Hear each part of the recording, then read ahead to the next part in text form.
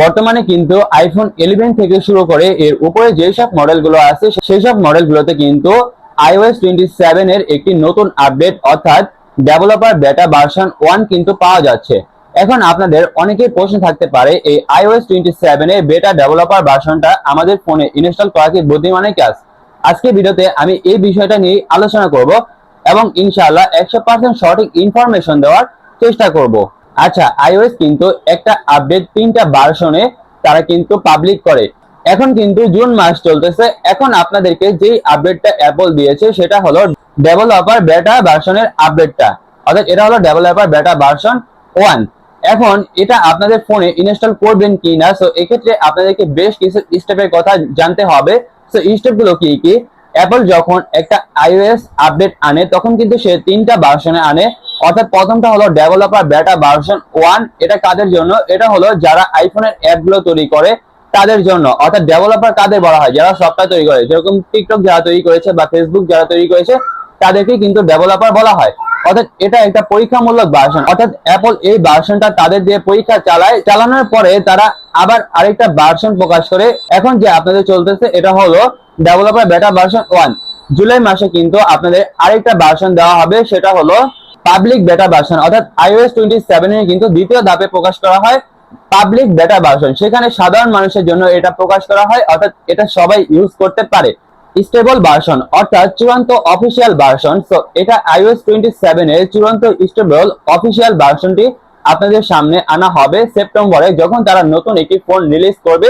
তখন কিন্তু এই চূড়ান্ত স্টেবল ভার্সনটি সবার জন্য উপযুক্ত হয়ে যাবে এবং তখন আইফোন 11 থেকে শুরু করে এর উপরে সবগুলো মডেলে আপনারা ইউজ করতে পারবেন স্টেবল অর্থাৎ চূড়ান্ত ভার্সনটি।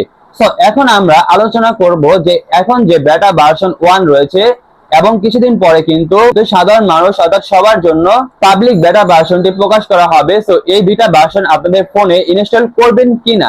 এখন কিন্তু ডেভেলপার বেটা ভার্সন 1 অর্থাৎ এখন যেটা পাওয়া যাচ্ছে জুন মাসে, এখন কিন্তু এটাই আপনাদের বাগ পাওয়া যাচ্ছে এবং এখানে কিন্তু ব্যাটারি ড্রেন ইস্যু হচ্ছে। আমি কিন্তু আমার আইফোন 13 এ iOS 27 এর এই বেটা ভার্সনটা আপডেট করেছি। সো আমি আমার নিজের এক্সপেরিয়েন্স থেকে আপনাদের সাথে এই কথাগুলো শেয়ার করতেছি। সো এখনো কিন্তু এখানে বাগ পাওয়া যাচ্ছে খুবই কম এবং কিন্তু ব্যাটারিটা ড্রেন হচ্ছে এবং সামান্য কিছু অ্যাপও কিন্তু ক্র্যাশ হচ্ছে। এবং এটা যখন পাবলিক বেটা ভার্সন আনা হবে তখন কিন্তু এটা আরেকটু ইমপ্রুভ করা হবে এবং যখন চূড়ান্ত অফিসিয়াল স্টেবল ভার্সনটি সবার জন্য আনা হবে, অর্থাৎ যখন তারা নতুন একটি ফোন রিলিজ করবে তখন কিন্তু ওই ভার্সনটি সবার জন্য দিয়ে দিবে। তখন কিন্তু ওই ভার্সনে এগুলো সব ঠিক করা হবে, অর্থাৎ অ্যাপ ক্র্যাশ এবং ব্যাটারি ড্রেন ইস্যু এবং বাগের যে সমস্যাটা আছে এটা কিন্তু ঠিক করা হবে। সো এখন আপনারা যদি আমার কাছে পরামর্শ নিতে চান, আমি আপনাদেরকে সাজেস্ট করব এই যে ডেভেলপার বেটা ভার্সন 1 এবং জুলাই মাসে যে পাবলিক বেটা ভার্সনটি আনা হবে সেটাও কিন্তু সমস্যা থাকবে, খুঁটিনাটি একটু সমস্যা থাকবে। সো আপনারা কি করবেন? স্টেবল অর্থাৎ চূড়ান্ত অফিসিয়াল যে ভার্সনটি আছে অর্থাৎ iOS 27 এর চূড়ান্ত ভার্সন, ওইটা আপনারা আপডেট করবেন। ওখানে কিন্তু বাগ ফিক্স এবং এইসবগুলো সবকিছু ঠিক করা হবে, ব্যাটারি ড্রেন এগুলো সবকিছু ঠিক করে দেওয়া হবে।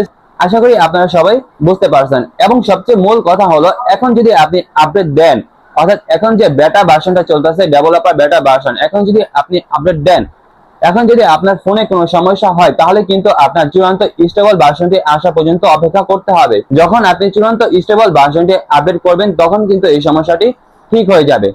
সো আমি বরাবরের মতো প্রত্যেকটা ভিডিওতে আপনাদেরকে বলি স্টেবল অর্থাৎ অফিসিয়াল ভার্সনটি ইনস্টল করার জন্য। সো আজকে ভিডিওতে আমি আপনাদেরকে এটাই বলবো যে আপনারা কয়েকদিন ওয়েট করেন এবং সেপ্টেম্বর মাসে যে স্টেবল অর্থাৎ চূড়ান্ত ভার্সনটি রিলিজ হবে তখন আপনারা ওই ভার্সনটি নিয়ে নিতে পারেন, অর্থাৎ আপডেট দিয়ে আপনার ফোনে ইনস্টল করে নিতে পারেন।